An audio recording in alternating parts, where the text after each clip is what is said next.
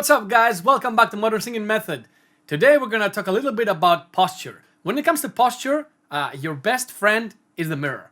There's no other way to realize what you're doing wrong in terms of your posture. I have trained many people that had so much problems with the way their body reacts to their singing that they're so embedded to their own performance that they don't even realize. I have people leaning to the left, to the right, looking up, and you know how that affects the whole posture, or tensing muscles that have nothing to do with singing. The only way possible to fix that is by looking yourself in the mirror. First of all, the head should be, especially, not exactly the head actually, but rather that neck portion of your head needs to be very loose and also almost like a little tilted to the back rather than to the front. Lazy posture or slouching or sitting in front of a computer, things that make you go like that a lot, will probably have you singing into the microphone like this.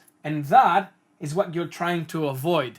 Because every time you do this, your chest collapses, you're sitting on top of your abdominals, and your shoulders come forward like that. All these are things that are gonna, in the long run, are gonna make your singing so much harder. They're gonna hurt your natural way of breathing, because when you breathe, your head naturally, in a very relaxed state of breathing, is almost like tilting a little bit to the back. So as you inhale, if you let your head go, it should a little bit like tilting towards the back. Now, of course, that can happen when you're in a full driven performance. But again, we train for the perfect conditions so that we have leeway to mess up and still be in the ballpark. Shoulders.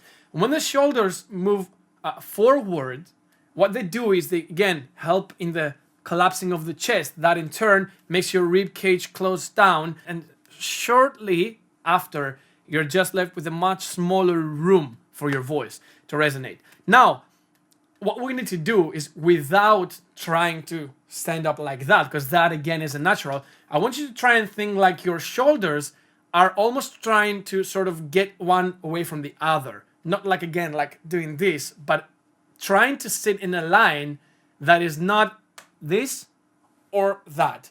And that will help you keep the chest comfortably high, as we say, and that will allow your ribcage not to collapse. Trying to not let your ribcage collapse that early on will allow for a better control of the rate of air, which is again dominated by our diaphragm. Okay, now coming up to whether we should be sitting, standing, sitting on a stool like I am now, whatever works. That's all I have to say. It depends what performance you have to give. So if you have to give a performance that is an acoustic show, that you're gonna be sitting in a stool playing guitar, the best way to train and prepare your voice is to do exactly that. When you train seated and then you go to perform standing up, again, you're gonna spend so much energy that your technique is gonna suffer tremendously. Train for the situation. Whatever it is that you have to do, train accordingly.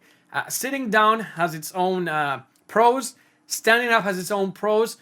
The best thing to do with the mirror, get the cues of what goes right and what goes wrong when you change the situation, and just mark them and try to mimic the good stuff from whatever one works, and then like put it in the other one. So let's say if you're standing up, if you feel you're leaning too much towards the microphone and you're not doing it when you're standing on a stool, you're better like that. Try to copy that into that other position. Retain the correct posture and allow free movement instead of fixed. Okay, so that was the video. A little longer, but I thought I captured everything. Please like and subscribe. That really helps me promote my method. I will see you in the next video. Take care. Bye-bye.